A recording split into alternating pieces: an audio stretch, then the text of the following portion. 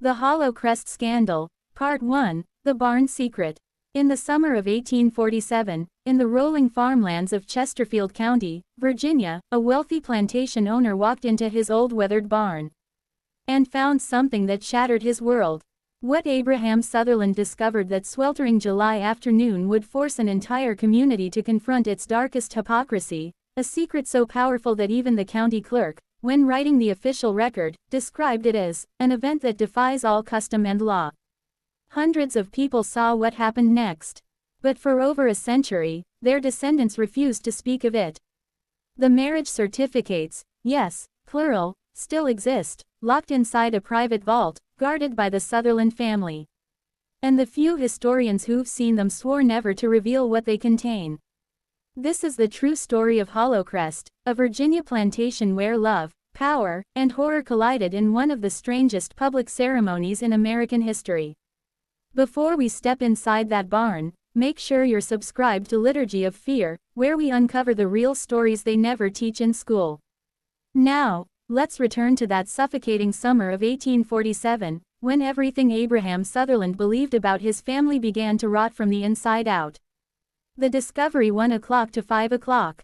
Chesterfield County was the beating heart of Virginia's tobacco empire. A land of long rows of bright leaf, of heat shimmering off the Appomattox River, and of silence, the kind of silence that comes from fear.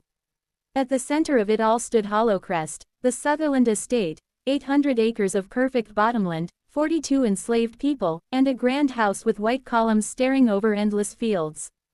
Abraham Sutherland, 58, was a man carved from discipline. His beard was trimmed sharp, his clothes spotless, his world ordered by rules and ledgers. He'd inherited Hollowcrest from his father and expanded it with cold precision. Every acre, every slave, every coin in his books had its place. His only son, Thomas, was supposed to be the next master of Hollowcrest. But Thomas wasn't like him. At 23, Thomas was tall, quiet, and soft-spoken, too soft, Abraham thought, for a man who'd someday run a plantation. He'd studied modern farming and business in Richmond, but when he came home, he started speaking of new ideas, of treating workers better, of changing old ways. Abraham dismissed it all as youthful nonsense. He believed time and tradition were the only teachers that mattered. What he didn't know was that his son had already crossed a line that no Sutherland before him had ever dared. For 18 months, Thomas hadn't been sleeping in the main house. He'd moved into the tobacco-curing barn, saying he needed to supervise the crop at night. Abraham, proud of his son's new work ethic, bragged about it to his neighbors. But Thomas wasn't watching tobacco. He was building a home. The secret home 5 o'clock to 8 o'clock. In the dim interior of that barn, behind stacks of drying leaf, Thomas had constructed something forbidden. Using scrap wood and old planks, he partitioned off a small living space. He brought in furniture piece by piece under darkness. He even installed a little stove. And there, hidden from everyone, including his father, he lived with 3 enslaved women who officially belonged to Abraham himself. Their names were Sarah, Rebecca, and Mary. Sarah, 25, worked as a seamstress in the main house. Rebecca, 22, ran the dairy. Mary, just 20, cooked for the family. To the outside world, they were property.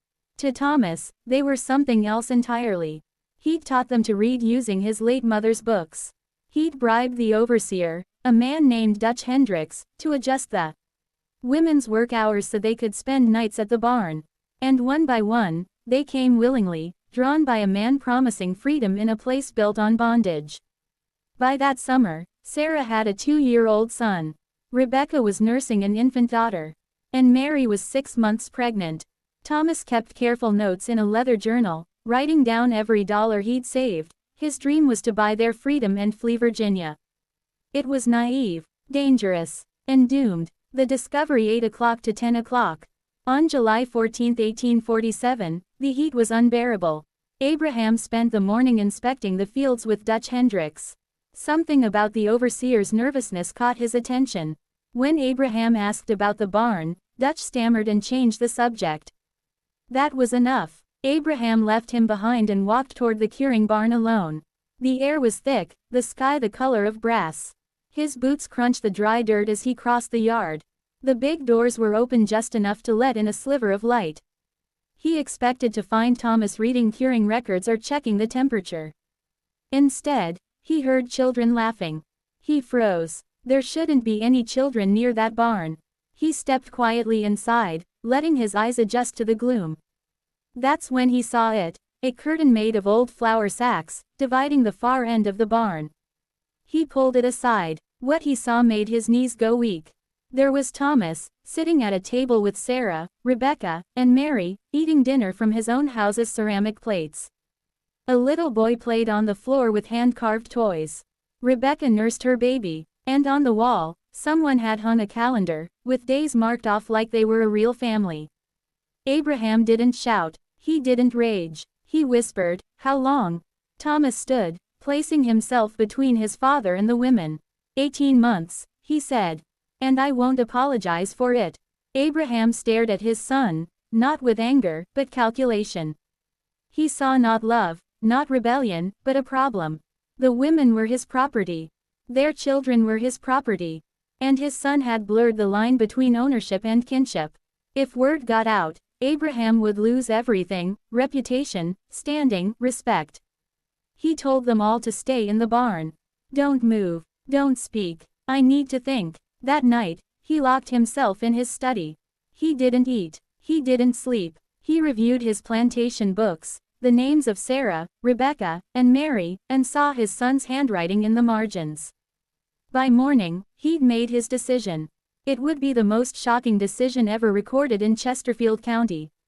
At breakfast, he looked at his son and said calmly, "You will marry them, all three, in public." Next time, on part 2 of the Hollowcrest scandal, the announcement spreads through Chesterfield, and the town prepares for a wedding no one will ever forget.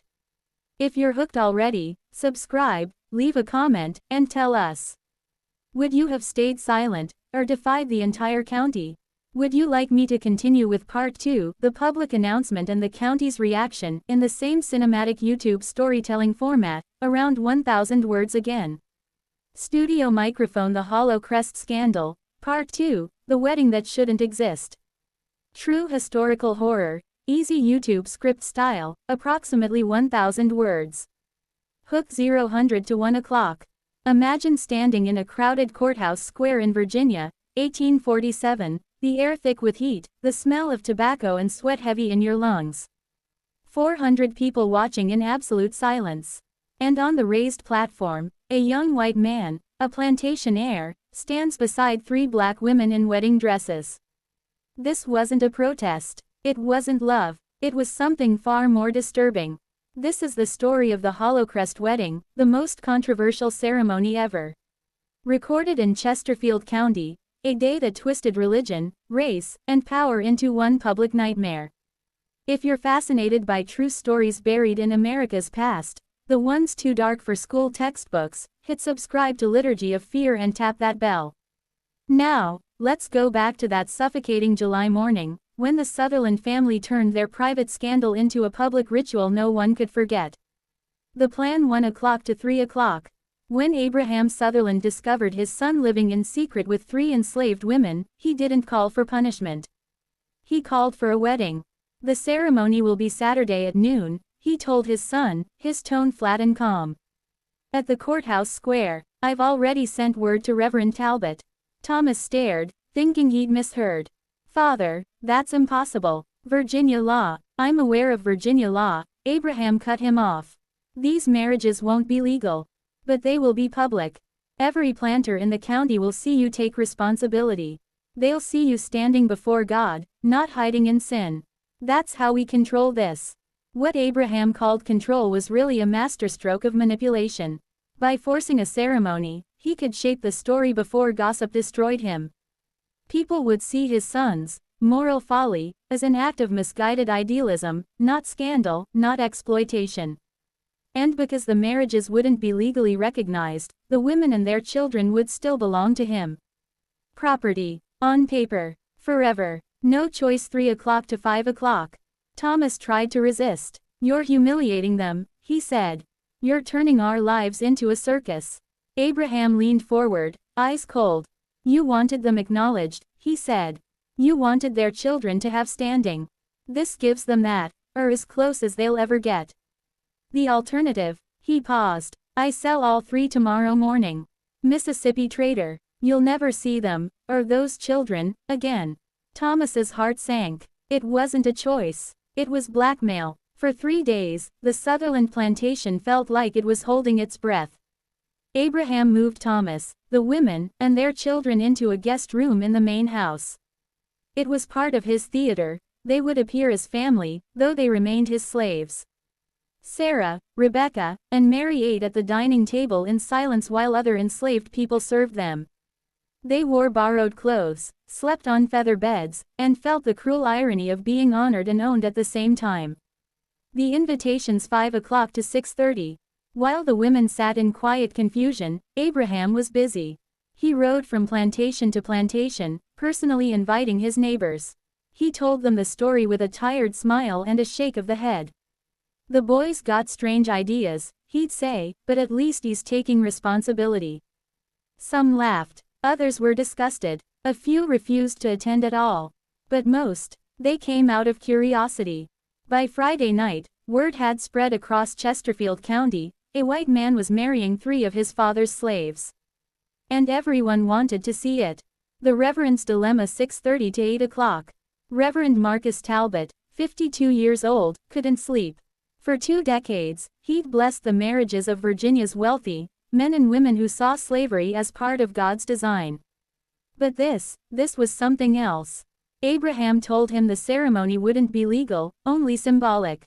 Still, Talbot felt the weight of it, the unease of being used to sanctify sin disguised as duty.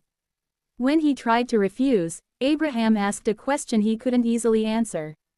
Don't their souls deserve salvation, Reverend? Wouldn't you rather see them brought under the covenant of marriage than left in sin? It was spiritual blackmail, and Talbot knew it. But he agreed anyway. He told himself he was saving souls. In truth, he was saving face. The night before 8 o'clock to 9 o'clock. That night, Thomas sat in the guest room with the women and their children. They knew the ceremony changed nothing. They would still be slaves. But Abraham's threat was clear, this was their only chance to stay together. Thomas whispered, after this, we'll leave Virginia. I'll find a way, Ohio, Pennsylvania, somewhere free. Mary, resting a hand on her pregnant belly, said softly, then we'll be married for real. Where it matters. It was a beautiful lie, and he wanted to believe it. The ceremony 9 o'clock to 1300. Saturday came with the sun blazing like polished brass. Abraham dressed in his finest black suit. To him, this wasn't a wedding. It was a negotiation, a performance for power and reputation. The women were helped into white gowns that once belonged to Abraham's late wife. The symbolism was brutal, purity draped over ownership. When they looked in the mirror, the reflection staring back wasn't theirs. They weren't brides. They were props in a man's plan to control shame. At 10 o'clock, the wagon rolled toward Chesterfield's courthouse square. Thomas sat stiff beside his father. In the back, Sarah, Rebecca, and Mary sat quietly, their children beside them.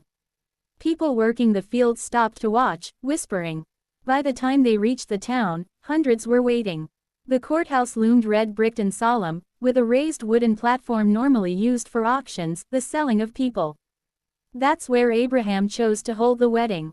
A cruel symmetry. Nearly 400 gathered in the square, planters, merchants, families, even enslaved people allowed to witness the strange event. At the top of the platform stood Reverend Talbot, pale but composed, with his Bible open. 3 county officials stood behind him, the clerk, the sheriff, and the magistrate, giving the spectacle a false sense of authority. Abraham positioned everyone precisely, like he was arranging a chessboard. Thomas in the center, Sarah on his right, Rebecca and Mary on his left. The children held by a slave at the edge. The crowd murmured, restless, curious, uneasy. Talbot cleared his throat. Silence fell. We are gathered here, he began, in the sight of God and this community, to witness an unusual covenant. His voice trembled slightly. He avoided the word marriage. Instead, he spoke about responsibility, repentance, and Christian duty. Then came the vows. Thomas Sutherland, the Reverend said, "Do you take Sarah, to care for her in sickness and health, to acknowledge your bond before God and community?" Thomas's voice cracked. "I do." He repeated the words for Rebecca, then Mary. Each woman, when asked, said yes. Sarah's yes was sharp and defiant. Rebecca's was weary. Mary's trembled with something that might have been hope. When it was done, Reverend Talbot closed his Bible. He raised his hands, his face pale as chalk. "Before God and this community," he said softly, "I declare these bonds acknowledged. May the Lord have mercy on all involved." And with that, the square fell into a silence so deep, even the wind stopped moving. There was no applause, no blessing, no kiss, only the sound of a baby crying. Next time, on part 3 of the Hollowcrest scandal. What happened after the wedding, and how the crowd's uneasy silence turned to violence before the sun went down. Subscribe now to Liturgy of Fear for more hidden horrors of America's past.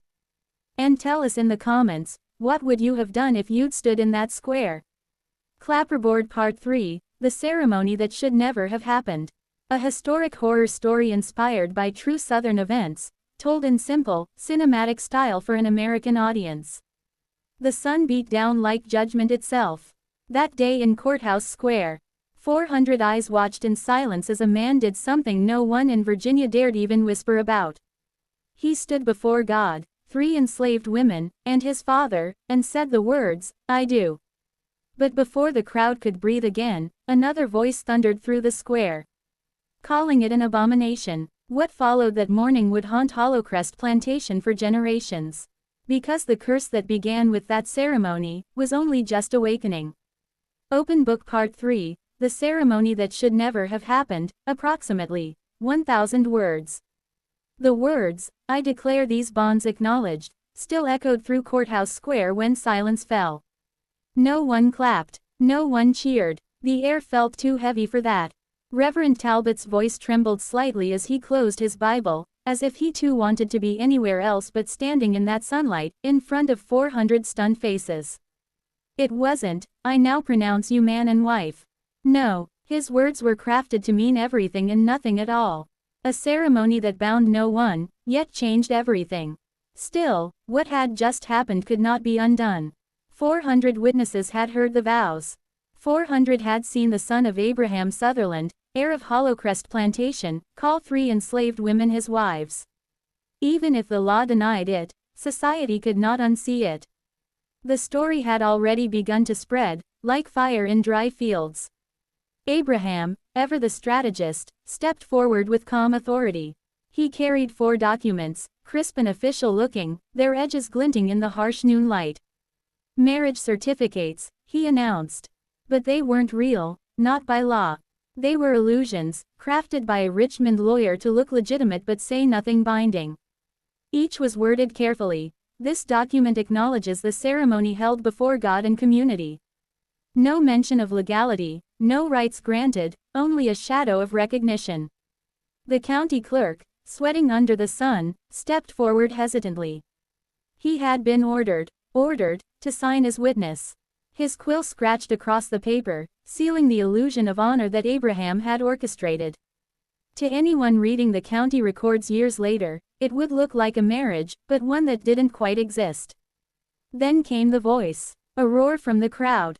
"This is an abomination." Heads snapped around. Harrison Caldwell, tall, red-faced, and furious, pushed through the crowd.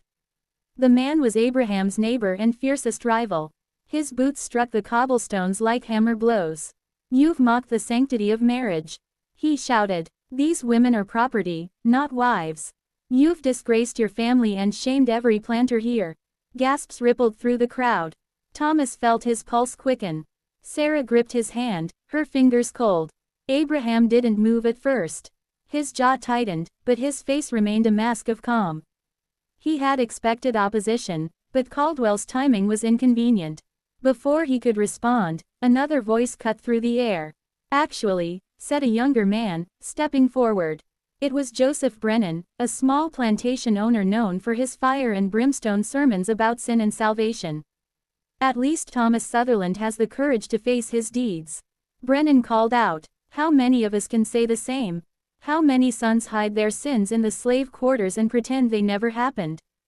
A murmur spread through the crowd like wind in the pines. Some men looked away. Others shouted angrily in Caldwell's defense. Shame, one cried. Blasphemy, yelled another. But others nodded grimly, unwilling to admit aloud that Brennan was right. The chaos rose, voices colliding, anger, guilt, and fear twisting into something raw and dangerous. Women whispered to each other behind gloved hands. Some were horrified. Others, though they'd never admit it, were fascinated. It was scandal, yes, but it was new. Something that broke through the dull rhythm of plantation life. On the platform, Sarah's hand trembled on Thomas's sleeve. He turned and saw tears streaking her face. "Are you afraid?" he whispered. She shook her head slowly. "No," she said, "not anymore." Later, she would tell him that in that moment, when white men screamed about her humanity like it was a debate, something inside her changed. For the first time, she felt real. Not a possession, not a secret, but a person standing before the entire county. The ceremony might be a mockery, but it had forced every one of them to see her, to see them. Finally, Abraham raised his cane and slammed it against the wooden platform. "Enough," he said, his voice sharp as a whip. The crowd stilled. "What happens in my family," he declared, "is my concern. I brought you here because I believe in transparency. Because I will not hide from what's been done." He gestured to Thomas. "My son has made choices I don't approve of, but he faces them like a man.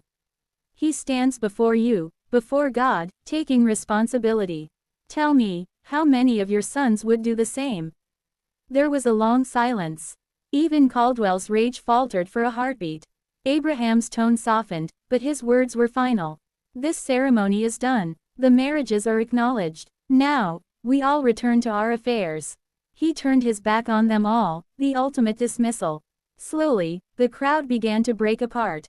Some left muttering, others gossiping already about what they'd witnessed. The sound of voices faded into the humid air, leaving only the creak of the wooden stage beneath their feet. Thomas looked out over the emptying square. He knew they hadn't escaped anything. If anything, they had just lit the fuse. As they stepped down from the platform, Sarah whispered, "Do you feel it?" "Feel what?" Thomas asked. She looked past him toward the courthouse, toward the shadows pooling under the building's arches. "The air changed," she said softly. "Something woke up today." He almost laughed, but then the courthouse bell tolled, 12 slow, heavy chimes. Each one echoed like a heartbeat through the square. And on the last strike, a sudden gust of cold air brushed against Thomas's neck. The heat of the noon vanished for just a second. And in that moment, he swore he heard a whisper. 3 words. Not from the crowd, not from the women, not from his father. From somewhere else. "It's not over." Right finger end of part 3, the ceremony that should never have happened. To be continued in part 4, the whispers at Hollowcrest. Loudspeaker call to action. If you're hooked by this dark southern horror tale, don't forget to like, subscribe, and share so you never miss the next chilling chapter. Leave a comment. What do you think that whisper meant? Would you like me to continue with part 4, The Whispers at Hollowcrest, in the same cinematic YouTube story format, 1000 words, suspenseful tone, simple language? Clapperboard part 4, The Whispers at Hollowcrest. Historic horror story 1000 words, written for American YouTube audience in simple, cinematic style. After the wedding that never should have happened, Hollowcrest Plantation grew silent. Too silent. The guests had gone, but something had stayed behind. Something that didn't belong in the world of the living. At night, the house groaned like it was breathing. Doors opened on their own. Candles flickered when no wind blew. And when Thomas tried to sleep, he heard them. The faint whispers of women's voices. And a man's laughter that didn't sound human. The Sutherlands thought they'd staged a ceremony for control. Instead, they'd invited something darker.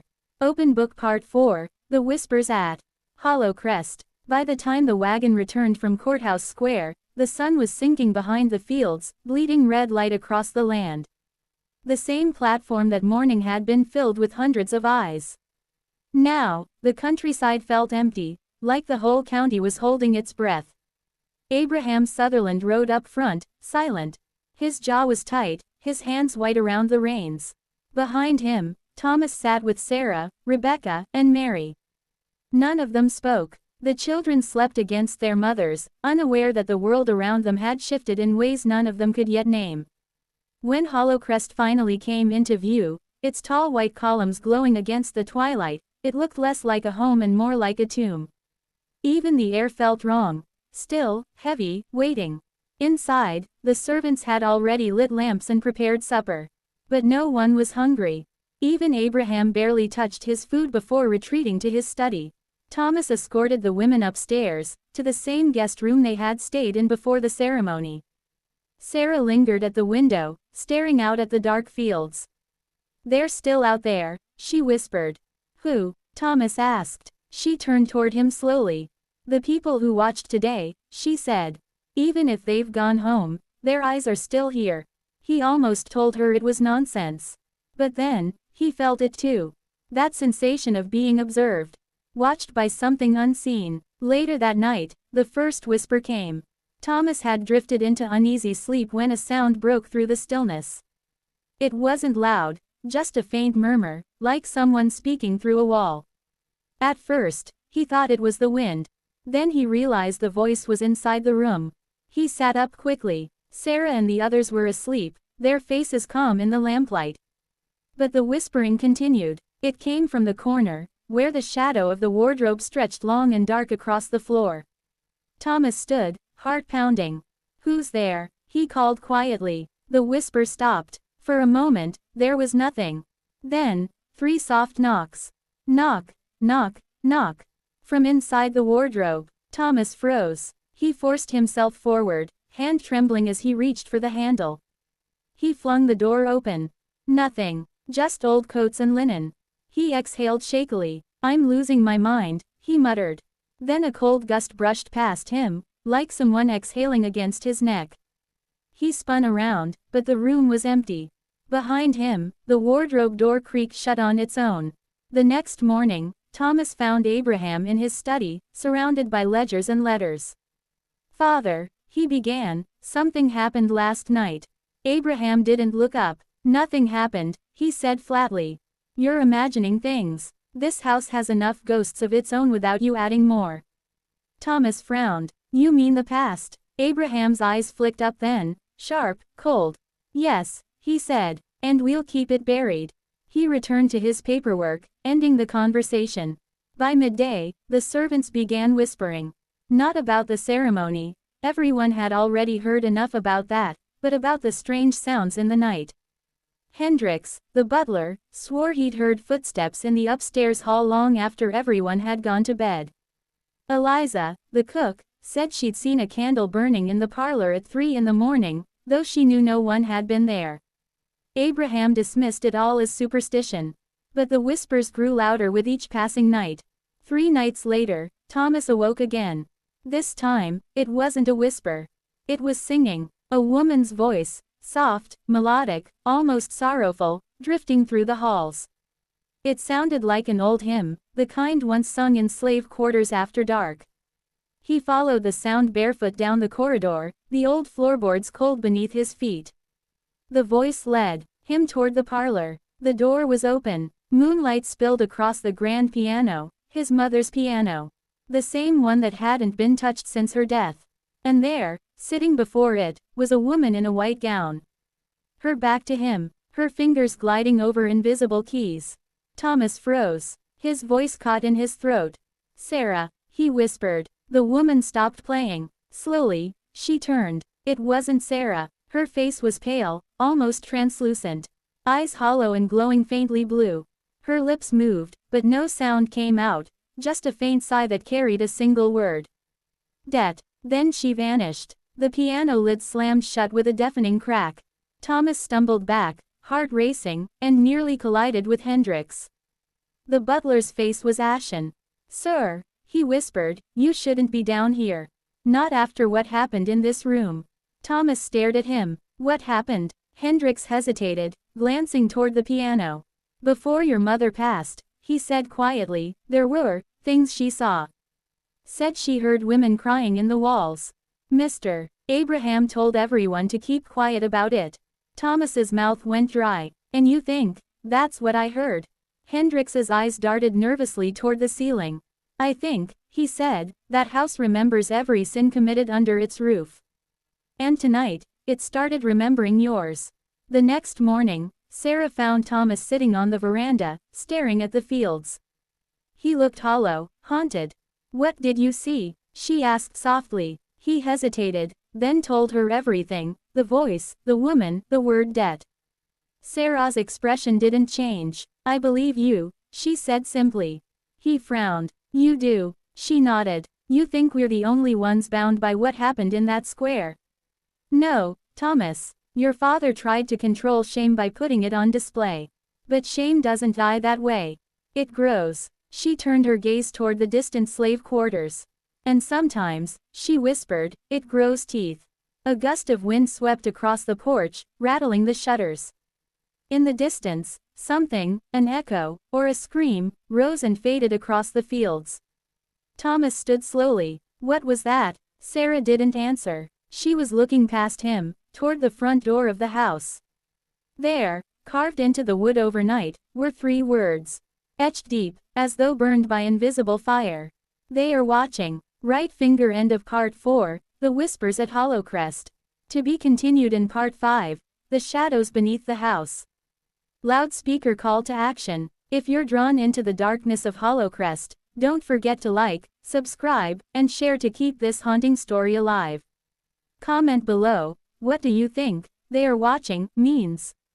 Would you like me to continue with part 5, The Shadows Beneath the House, in the same cinematic and suspenseful YouTube style 1000 words? Clapperboard part 5, The Shadows Beneath the House. Historic horror story 1000 words, written for American YouTube audience in simple, cinematic style. The words carved into the door said only one thing: they are watching. But who were they? Since that cursed wedding, Hollowcrest had turned restless. At night, footsteps echoed in empty rooms. The walls breathed like they were alive. And something moved beneath the floorboards, something that wasn't human. Thomas wanted to believe it was guilt. His father called it madness. But Sarah, she knew better. Because Hollowcrest wasn't haunted by ghosts of the dead. It was haunted by the truth buried beneath it. And that truth was clawing its way out. Open book part 5, The Shadows Beneath the House, approximately 1000 words.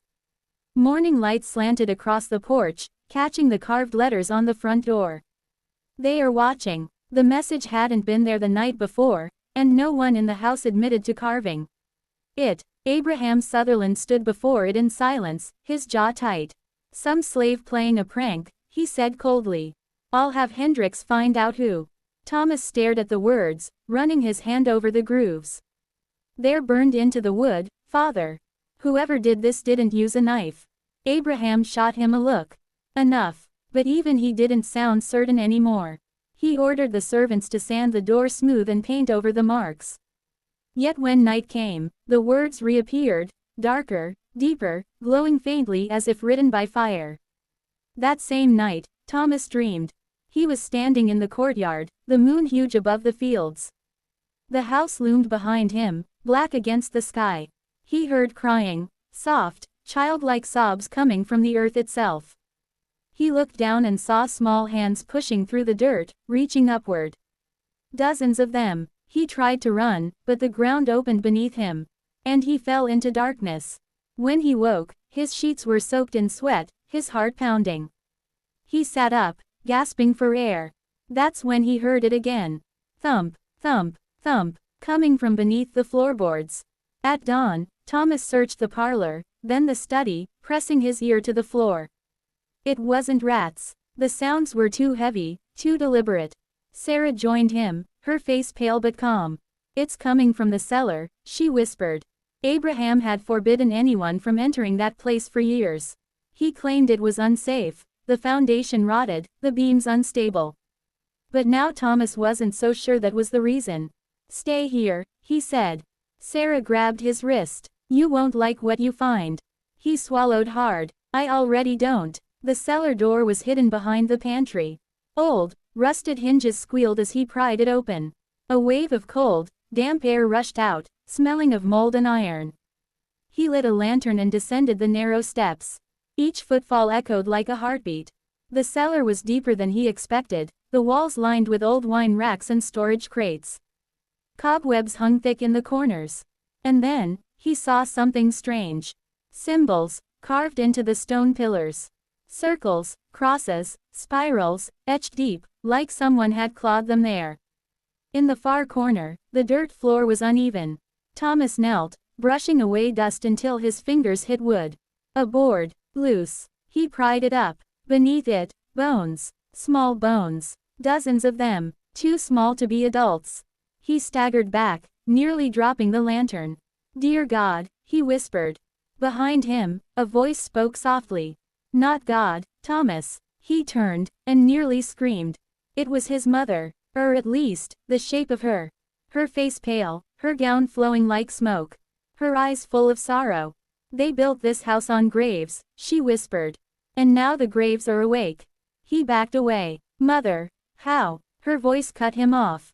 "The sins of the father always return." He thought he could own love, own lives. But every secret buried here waits to be paid for. The lantern flickered, her form shimmered, and vanished. Thomas stumbled up the stairs, slamming the door behind him. Abraham was waiting in the kitchen, anger flashing in his eyes. "What were you doing down there?" he barked. Thomas's voice shook. "There are children's bones under this house." "What did you do, father?" Abraham froze. For once, his composure cracked. "I did what I had to," he said. "When your mother died, there was a sickness. The slaves, children were buried there to stop it spreading. We sealed the cellar and moved on." Thomas stared at him in disbelief. "You buried them like garbage." Abraham slammed his fist on the table. "They weren't mine to bury as anything else." The room went silent, only the wind moaned outside. Then, faintly, a new sound, like whispers rising from the floorboards. The same word, repeated again and again. Debt, debt, debt. That night, Hollowcrest came alive. Doors banged open, windows rattled though no storm blew. Candles flared and died without warning. Sarah woke to the sound of children crying, tiny voices echoing through the walls. Rebecca screamed when she saw handprints pressed into the mirror, small and wet like mud. Mary clutched her baby and whispered prayers she barely remembered. Thomas ran to his father's room. Abraham was sitting upright in bed, staring at something unseen. "Do you hear them?" Thomas asked. Abraham's lips trembled. "They've been whispering for years," he said quietly. "But now, they've found their voice." Suddenly, the floor beneath the bed groaned. The boards bulged upward, then split open. A cold gust rushed through the room, carrying a stench of earth and decay. And from that black gap, something began to rise. Small shapes, hands, arms, children, half shadow, half bone, climbing out of the floor, reaching toward Abraham. He screamed as their fingers gripped his arms, his chest. Their mouths opened in silent cries. Their eyes glowed faintly blue. Thomas lunged forward, grabbing his father, trying to pull him free. But the shadows were too strong. The last thing Abraham Sutherland saw before he was pulled under was the carved phrase reappearing on the wall, burning like fire. "Debt paid." The floor sealed shut. Silence. Thomas fell to his knees, shaking. His father was gone. Only the faint sound of children's laughter lingered in the air. Sweet and terrible, echoing through the bones of the house. Right finger end of Part 5, The Shadows Beneath the House. To be continued in Part 6, The Cursed Legacy of Hollowcrest. Loudspeaker call to action. If you're following the haunting tale of Hollowcrest, don't forget to like, subscribe, and share to keep this Southern Gothic horror alive. Comment below, what do you think happened to Abraham Sutherland's soul? Would you like me to continue with Part 6, The Cursed Legacy of Hollowcrest, the next 1,000-word chapter in this historic horror saga? Clapperboard Part 6, The Cursed Legacy of Hollowcrest. Historic horror story 1,000 words, written for American YouTube audience in simple, cinematic style. When the floor swallowed Abraham Sutherland whole, Hollowcrest went silent for 3 full days. No birds sang. No wind moved the trees. Even the river behind the house stopped flowing, as if time itself refused to witness what had happened. But silence never lasts in cursed places. Because evil doesn't vanish, it waits. It breathes beneath the earth, patient as the dead. And now, with the master gone, the house had chosen its next target. Thomas Sutherland thought he could save his family. But Hollowcrest was not finished with the Sutherlands. Not yet. Open Book Part 6, The Cursed Legacy of Hollowcrest, approximately 1,000 words. Thomas didn't bury his father. There was no body to bury. Instead, he locked the bedroom door and told the household that Abraham had left suddenly for Richmond on urgent business. No one believed it, but no one dared to argue. The walls still whispered at night. Sarah avoided that part of the house entirely. She spent her days praying in the chapel behind the garden, clutching a small wooden cross she'd carved herself. Rebecca refused to sleep upstairs. And Mary, sweet, trembling Mary, swore she could hear Abraham's voice calling her name whenever the baby cried. The once grand plantation was collapsing into dread. One evening, a storm rolled over the valley. Thunder cracked so close it rattled the dishes on the shelves. Rain pounded the roof like fists.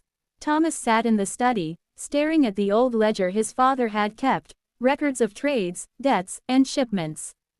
But near the end of the book, something strange appeared. A second ledger had been sewn into the binding, pages filled not with numbers but with names.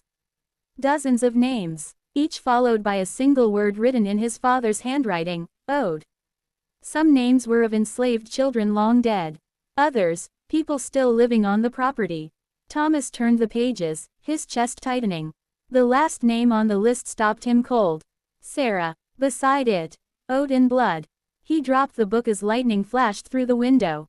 That night, Thomas went back to the cellar. He had to see it again, to understand. But when he lifted the trapdoor, he froze. The air below shimmered faintly, like heat rising from summer roads. And from the darkness came a whisper, his father's voice. Thomas. He swallowed hard. Father. Debt unpaid, the voice murmured. You opened the door. You called them. Thomas stepped down, lantern trembling in his hand. The cellar was no longer empty. Shadows gathered around the walls, flickering like candlelight, taking shape, faces, hands, hollow eyes. The air grew thick with the scent of earth and old blood. They will not rest, Abraham's voice echoed from the dark. Until the bloodline is broken. Then the lantern went out. Thomas stumbled backward, slamming into the stairs, gasping for breath. When he burst back into the kitchen, the door to the cellar slammed shut behind him, hard enough to splinter the frame. By morning, the storm had passed. The air was strangely still again. Sarah found him sitting on the porch, staring out at the flooded fields. Thomas, she whispered, we can't stay here. He didn't answer. His eyes were red, hollow. Finally, he spoke. If we leave, it'll follow us. You felt it, didn't you? The house knows our names. She nodded slowly. Then we end it. Tonight. Thomas looked at her. This woman who had once been enslaved, now his wife in all but law, and saw in her the same strength that had terrified the town. If anyone could face the curse, it was her. At sunset, they gathered what they needed: oil lamps, a Bible, and a spade. Sarah carried a bundle of sage and salt. Together, they walked toward the old family cemetery beyond the orchard, where generations of Sutherlands were buried. The ground was soft from rain, the air thick with mist. Crickets fell silent as they approached. Sarah stopped at the largest tomb, Abraham's father's grave. Carved in stone were the words, "Honor in all things." She spat on the inscription. Honor built on suffering. Thomas knelt and began to dig. At first, the soil gave easily, but soon his shovel hit something solid. Not a coffin, stone. He cleared the dirt away and found a black slab, carved with strange symbols, the same ones from the cellar. "Help me lift it," he said. Together they pried it open. A rush of foul air escaped, cold and ancient. Inside lay not bones, but scrolls. Bundles of parchment sealed in wax, each marked with a name. The same names from the ledger. Sarah unrolled one. The handwriting was Abraham's. It read, "In exchange for wealth and favor, I pledge these souls and all my descendants to the Watchers of Hollowcrest." She looked at Thomas, horrified. "Your father made a pact," she whispered. He traded their souls for his fortune. The air trembled. From the trees came faint laughter, high, childlike, cruel. "Put it back," Thomas said urgently. But it was too late. The fog around them thickened, shapes forming within it, small figures, dozens of them, their faces blank and eyeless. They circled the grave, whispering in voices like dry leaves. "Ode, ode, ode." Sarah clutched Thomas's arm. "They want their names freed. Burn them." Thomas struck a match, hands shaking, and dropped it onto the scrolls. Flames leapt up instantly, devouring the parchment. The figures screamed, shrill, piercing cries that echoed through the orchard. The fire burned blue for a moment, then went out. When the smoke cleared, the mist was gone. The night was still again. But not peaceful. As they turned back toward the house, they saw it. Hollowcrest stood against the horizon, every window glowing red. Sarah gasped. "The house, it's burning." Thomas stared. "No," he said quietly. "It's alive." From within came the deep groan of wood shifting, walls twisting as if the house were breathing. And then, faintly, a familiar voice drifted on the wind. "Abraham's. You can't break a debt, boy. You can only pass it on." Lightning flashed across the sky, striking the old oak beside the house. Flames erupted, racing along the branches, crawling toward the roof like living things. Sarah grabbed Thomas's hand. "Run." They fled through the rain, the sound of burning wood chasing them like screams. Behind them, Hollowcrest glowed brighter and brighter, until the entire sky turned red. And as they reached the edge of the property, Thomas looked back one last time. Through the flames, he saw figures in the windows. Not ghosts, but shadows of every soul his father had bound. And in the center window, high in the master bedroom, stood Abraham Sutherland.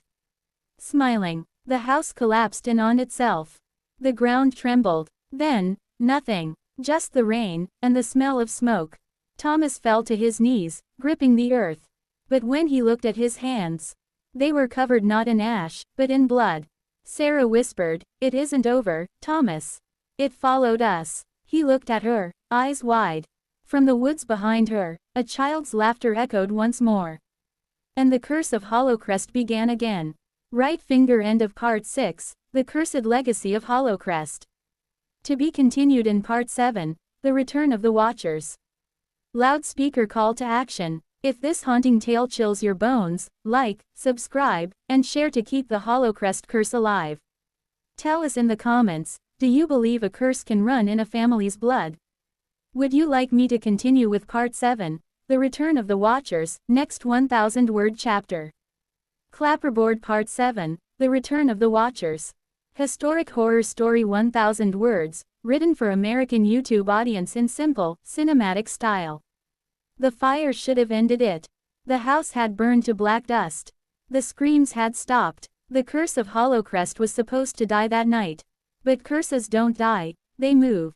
3 days later, a farmer found Thomas and Sarah Sutherland walking barefoot along the road to Richmond, their clothes soaked, their eyes hollow. They didn't speak of what they'd seen.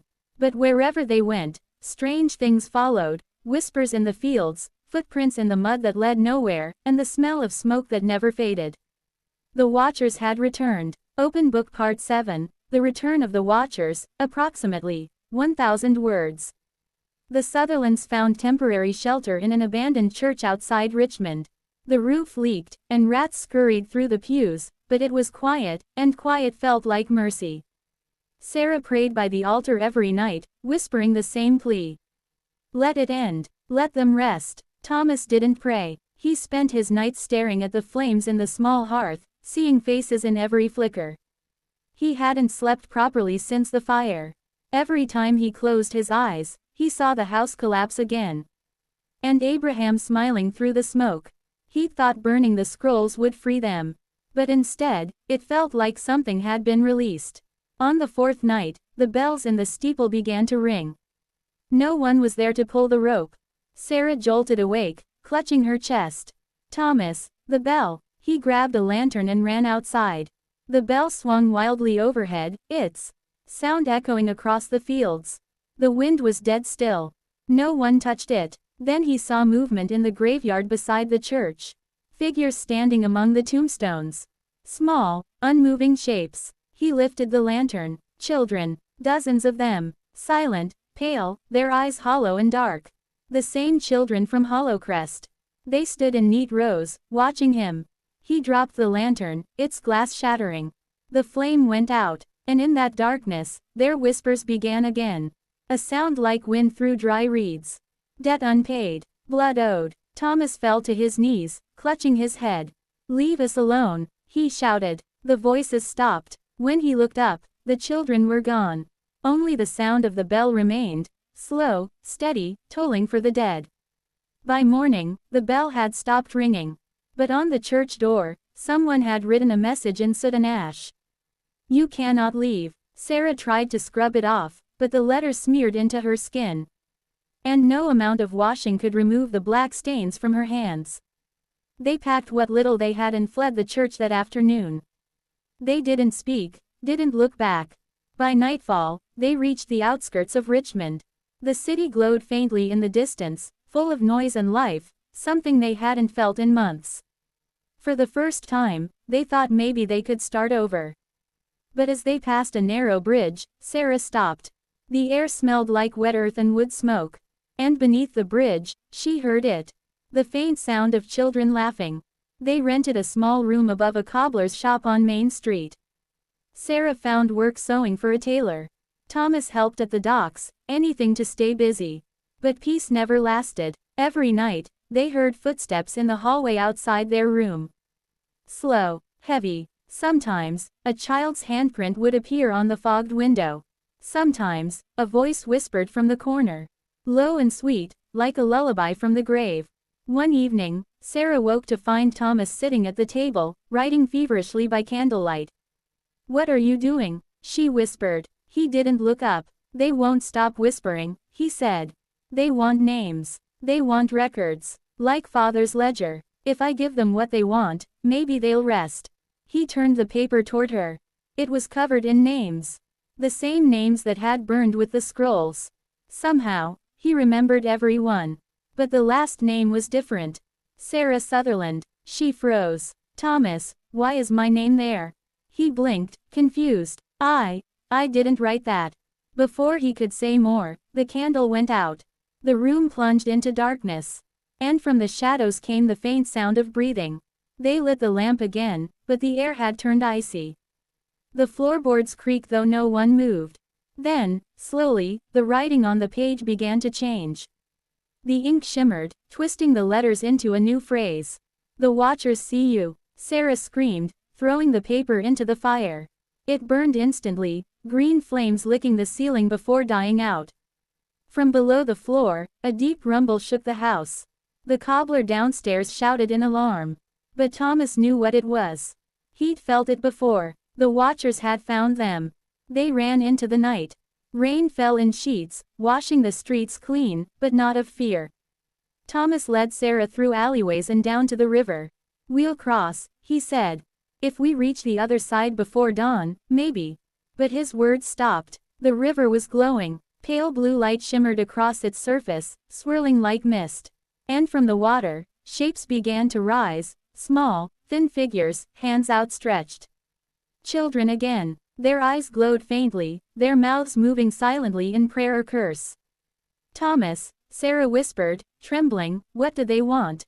He shook his head. To finish it, the nearest figure stepped onto the bank, water dripping from its hollow form. It reached toward him, and spoke for the first time. "Father's promise is yours now." The world seemed to stop. The rain hung motionless in the air. Then, without warning, Thomas was yanked forward, his boots sinking into the mud. Dozens of hands reached from the ground, clutching his legs, dragging him toward the water.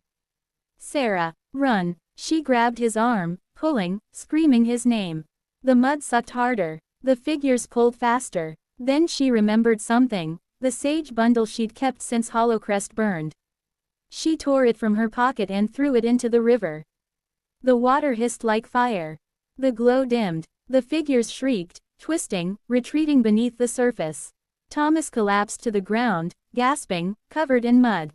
The rain stopped. For a long time, they just sat there, holding each other, shaking. Finally, Sarah whispered, "It's not over, Thomas. It never will be." He looked down at his arms. Thin black lines were spreading beneath his skin, like veins filled with ink.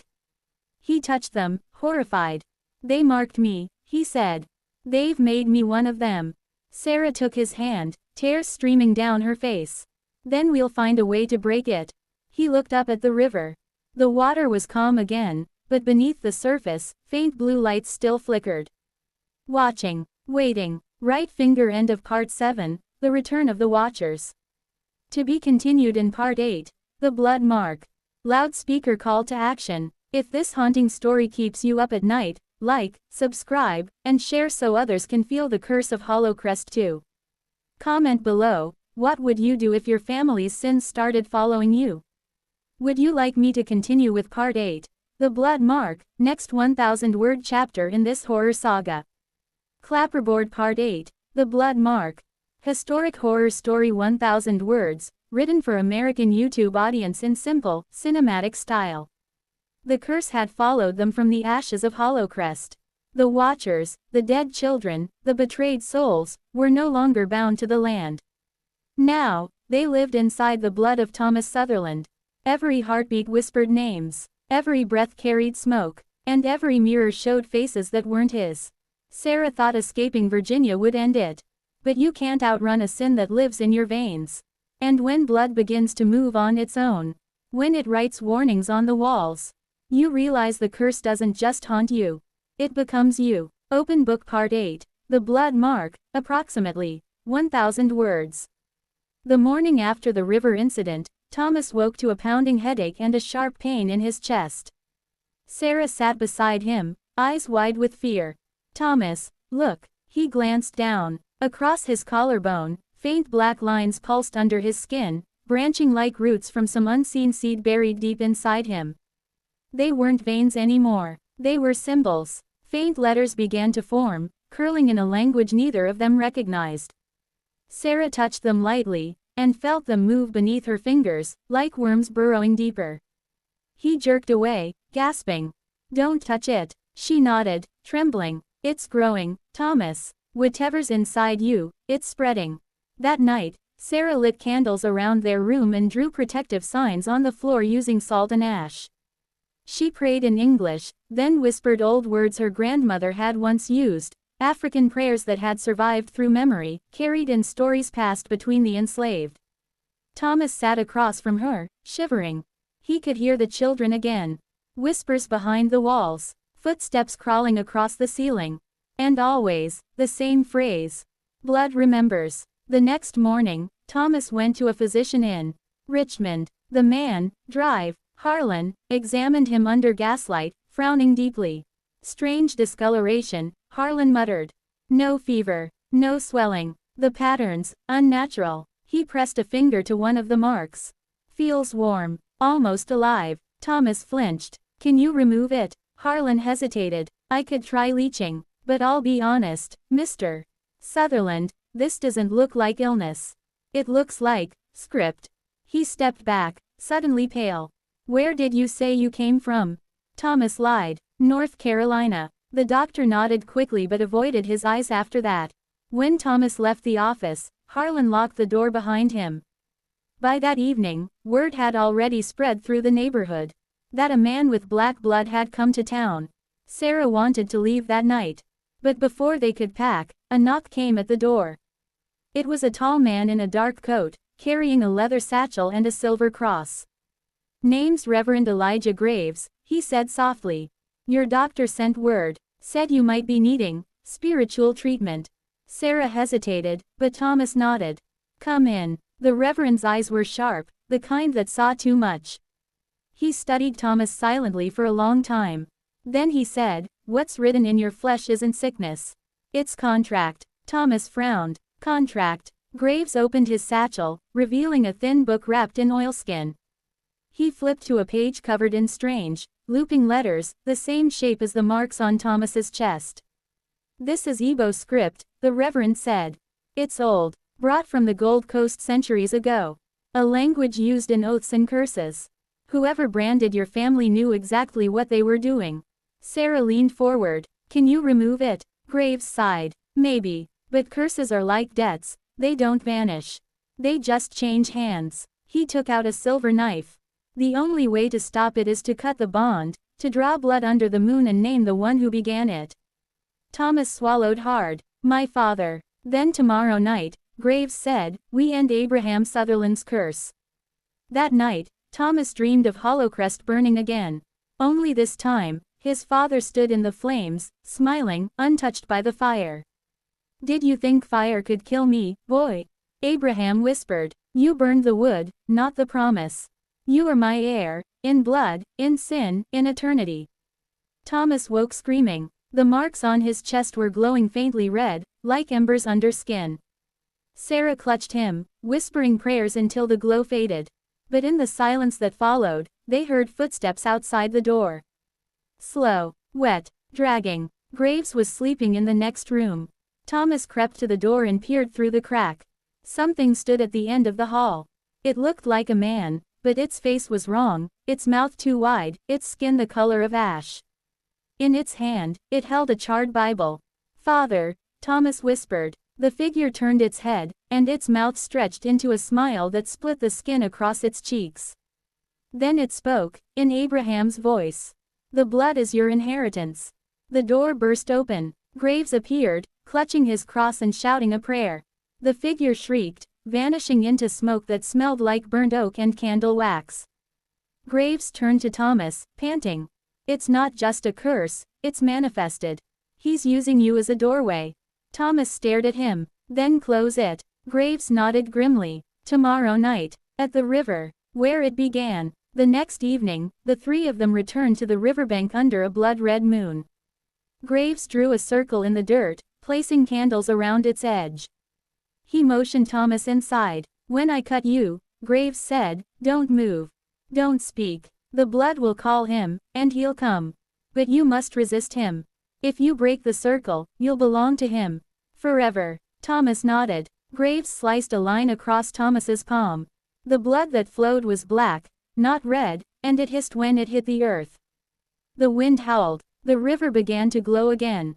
And from the water rose Abraham Sutherland. His eyes burned like coals. His voice echoed like thunder. You can't undo what's promised in blood. Graves shouted prayers, his voice shaking. By the name of God, I sever this oath.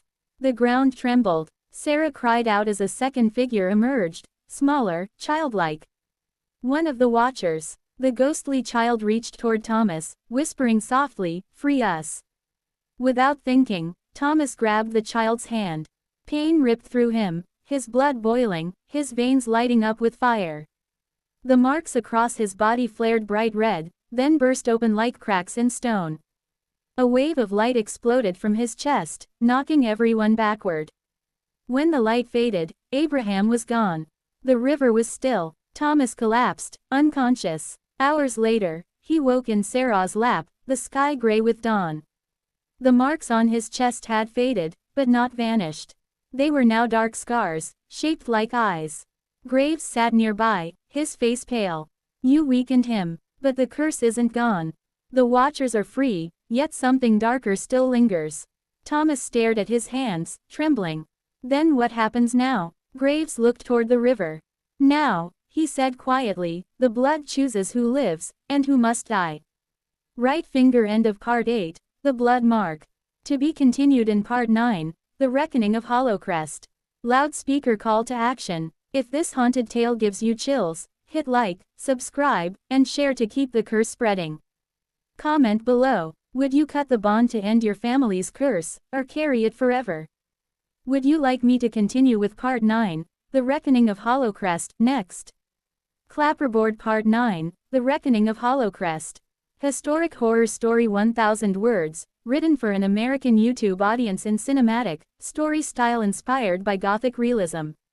They thought the river had silenced the curse. They thought the blood had cooled. But curses don't die, they wait. Now, Hollowcrest calls again. The house that burned is rebuilding itself from ash. And the dead walk in memory, not in flesh. Thomas Sutherland must return to where it began. To the plantation where his father's sins were carved into the soil. Because every curse demands a homecoming. And every debt, no matter how old, must be paid. Open Book Part 9, The Reckoning of Hollowcrest, approximately 1,000 words. The road to Hollowcrest was overgrown and silent. Vines twisted through the ruins of the gate, swallowing the iron letters of its name. Sarah stood beside the carriage, clutching Thomas's arm. "You don't have to go back," she whispered. Thomas's voice was hoarse. "Yes, I do. It started here. It has to end here." Behind them, Reverend Graves adjusted his coat and crossed himself. "I brought salt, holy oil, and scripture," he said quietly. "But this isn't just a haunting anymore. It's judgment." The air grew colder as they stepped through the gates. The ground was soft with ash, though the fire had burned decades ago. And somewhere in the distance, the hollow sound of a piano began to play. A slow, sorrowful tune. The same song that Abraham Sutherland used to play every Sunday, before the whipping started. Inside the charred remains of the main hall, time seemed frozen. Half-melted chandeliers hung like black icicles. The walls were painted with smoke and faint handprints. Thomas stopped in the center of the room. The piano stood perfectly intact, though the rest of the room was in ruin. Keys pressed down on their own, one by one. Sarah whispered, "Do you hear that?" Graves raised his cross. "He's here." The final note rang, and silence followed. Then, slowly, the shadows began to move.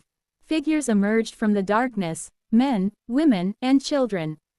Not ghosts of rage, but of sorrow. The enslaved of Hollowcrest. Their eyes glowed faintly blue, their chains clinking softly like wind chimes. One woman stepped forward, her voice echoing in both worlds. "Thomas Sutherland, blood of the Master, do you come to free us or to bind us again?" Thomas knelt, his voice shaking. "To free you, I swear it." The woman studied him for a long moment. Then she pointed toward the grand staircase. "Then face the one who took your blood and ours." At the top of the stairs stood Abraham Sutherland. Not the twisted specter from the river, but whole, tall, proud, dressed in white linen that glowed faintly in the dark. His eyes burned with cruel intelligence. "You disappoint me, boy," he said, his voice smooth as oil. "Bringing a preacher into my house, dragging your curse across sacred ground." "This isn't your house anymore," Thomas said. "It belongs to them." Abraham smiled. "Then let's ask them, shall we?" He raised his hand, and the spirits screamed. Chains burst from the walls, wrapping around them, dragging them back into the shadows. Thomas ran forward, but the air thickened like tar, slowing his every step. Graves shouted verses, his cross blazing white. The chains recoiled, hissing like snakes.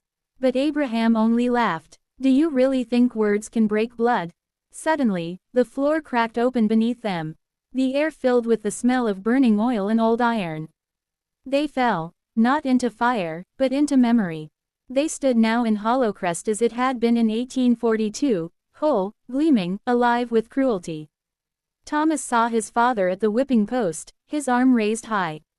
He saw the faces of men beaten for trying to run. He saw his younger self watching from the balcony, frozen by fear. Sarah gripped his arm. "This isn't real." Graves shook his head. "No, this is the truth the house remembers." Then Abraham's voice echoed around them. "It was never about punishment, Thomas. It was about control. You think I'm evil because I held the lash, but the world has always been built on someone's pain. I only made it visible." Thomas's anger boiled. "You built this place with blood." Abraham turned toward him, eyes blazing. "And now you'll rebuild it with yours." The dream cracked. They were back in the ruins, surrounded by ghostly fire. Abraham advanced, his hand reaching toward Thomas's chest. "Give it to me," he hissed. "The blood mark. It's mine." Thomas screamed as his chest glowed bright red. The marks twisted, trying to pull free. Sarah rushed forward, pressing her hands over them. "No," she shouted. "You don't get to own him anymore." Her touch burned with light. The marks stopped moving. Abraham staggered back, hissing like steam. Graves fell to his knees, shouting the final verse of his exorcism. "Let no unholy claim pass through the blood of the living." The ground shook violently. The house began to collapse. Abraham screamed, his voice blending with the wind. "You can destroy the house, but you'll never destroy me. I am the blood in every stone. Thomas clenched his fists. Then I'll burn the stones, too. He grabbed one of the fallen torches and hurled it into the wreckage. The fire spread instantly, racing up the walls and devouring the house from within. Abraham lunged toward him, but the spirits of the enslaved surrounded him, their chains now radiant white. The woman's voice echoed again. You bound us to your cruelty. Now we bind you to the flame. They dragged Abraham screaming into the fire. The walls burst apart, sending embers into the night sky. When the smoke cleared, Hollowcrest was nothing but black soil. The first light of dawn touched the ashes, and the spirits faded, finally free. Graves leaned heavily on his staff. It's over. Thomas looked at his hands. The marks were gone. Only faint scars remained. Sarah smiled weakly. You did it. He shook his head. We did. But something tells me, this isn't the end. Graves nodded slowly. Curses don't end, they change form. The house is gone, but its story, it'll call to others. Thomas looked back at the ruins, where faint whispers drifted on the wind. He could almost hear children laughing, peaceful, for the first time. Then one voice whispered clearly, carried by the morning air. Thank you. Thomas turned away, his arm around Sarah, as they walked down the road. Behind them, Hollowcrest sank quietly into the earth. But deep beneath the soil, in the cold black ground, a faint red glow pulsed once. Like a heartbeat waiting to begin again. Right finger end of Part 9, The Reckoning of Hollowcrest. To be continued in Part 10, Final Ashes of the Forgotten. Loudspeaker call to action. If this haunting story gripped your soul, hit like, subscribe, and share this video so more can witness the fall of Hollowcrest. Comment below. Would you face your family's ghosts, or let them sleep forever beneath the ashes? Would you like me to continue with Part 10, Final Ashes of the Forgotten? Next, the 1,000-word cinematic conclusion. Clapperboard Part 10, Ashes of the Forgotten. Final part, historic horror story, 1,000 words. Written for an American YouTube audience in cinematic, emotionally charged, and easy-to-follow storytelling style. They thought the fire had ended it. They thought the curse had burned away with the bones of Hollowcrest. But evil doesn't die, it waits in silence. Now, months later, whispers rise again from the ashes. A new house stands on the old foundation, and something buried beneath the soil still breathes. Thomas Sutherland escaped the fire, but not the legacy. Because some ghosts don't haunt places. They haunt blood. This is the final chapter. The last reckoning of the Hollowcrest curse. Open Book Part 10, Ashes of the Forgotten, approximately 1,000 words. 6 months had passed since the night Hollowcrest burned. Grass had begun to grow over the blackened ruins. And the world had almost forgotten the horrors buried there. Almost. Thomas and Sarah now lived in a modest home near the edge of Richmond. They worked the land with their own hands. Their lives quiet, humble, almost peaceful. But peace has a strange way of cracking at night. Sometimes Sarah woke to the faint sound of chains rattling outside. Other times, Thomas would catch glimpses of shadows moving through the fields, shapes that disappeared when he called out.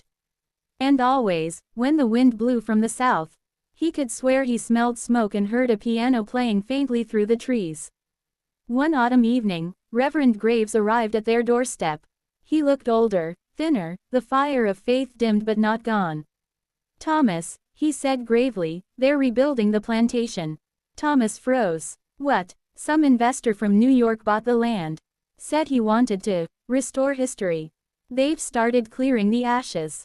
Digging foundations. Sarah's hand tightened around Thomas's. No one told them what happened there. Graves sighed. They don't believe in curses. Just profit. Thomas stared into the distance. Then they'll learn the truth the hard way. They returned to Hollowcrest at dawn. The land looked different, new fences, wagons, tools. But beneath it all, the soil still pulsed with something foul.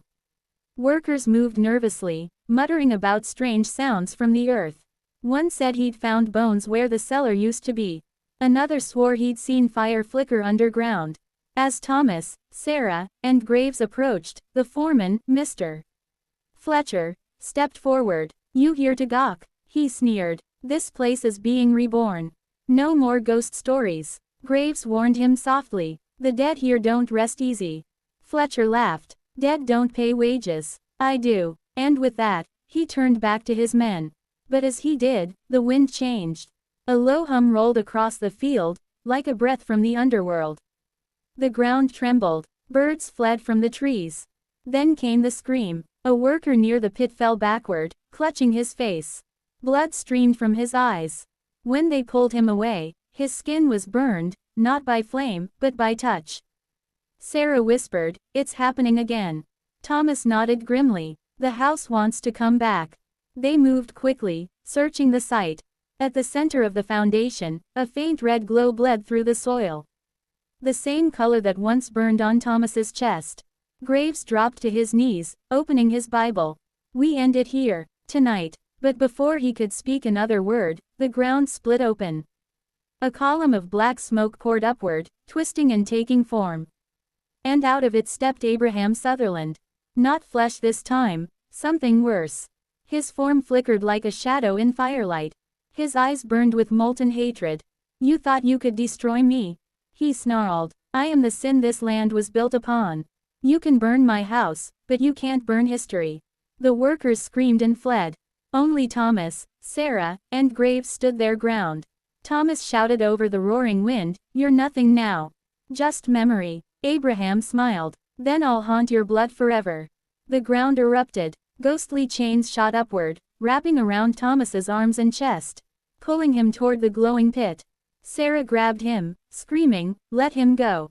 Abraham laughed, his voice echoing through the wind. "Blood binds blood. The curse must have a host." Thomas's body began to glow red, the same marks returning, spreading faster this time. He gasped, his voice breaking.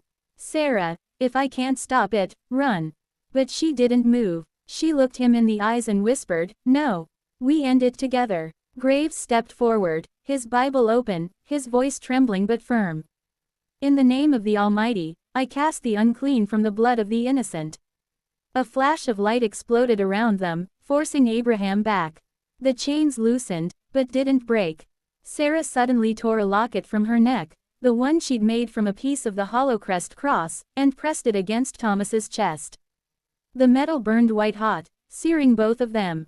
The marks flared, and then began to fade. Abraham screamed, "No, you can't break what was sworn in blood." Thomas shouted through the pain, "Then I swear a new oath. No more chains. No more masters. The blood ends with me." He ripped the glowing mark from his chest. A blinding burst of red light erupted, and the curse screamed as it was torn from the world. The fire roared upward, swallowing Abraham's shadow once and for all. The air filled with 1,000 whispers. Soft voices thanking him before fading into silence. When the light dimmed, the pit was gone. Only ash and stillness remained. Graves stood weeping. "It's done. Truly done." Thomas collapsed to his knees. The marks were gone. Completely gone. Sarah cradled him, tears mixing with soot. Above them, the dawn broke, clear and golden. The first sunrise Hollowcrest had seen in peace for over a century. They stayed until the wind carried away the last of the ashes. Then they turned and walked away, hand in hand. Behind them, grass began to grow from the scorched earth. Green, alive, untainted. The land would remember, but the curse would sleep forever. Years later, travelers passing through the valley sometimes stopped and stared at the quiet meadow. No house stood there anymore, only a small wooden cross carved with 3 words. "We remember them." At night, when the wind blew through the tall grass, some said they heard faint laughter, peaceful, gentle. Others swore they heard a single piano note, soft and sad, fading into silence. But no one ever heard screams again. The Hollowcrest curse was over. Fire the end, ashes of the forgotten. Final part of the Hollowcrest Chronicles. Loudspeaker call to action. If this haunting journey through Hollowcrest Plantation sent chills down your spine, fire like, subscribe, and share this story. Fire. Tell us in the comments. Would you dare to visit the ruins of Hollowcrest? Or would you let its ashes rest forever?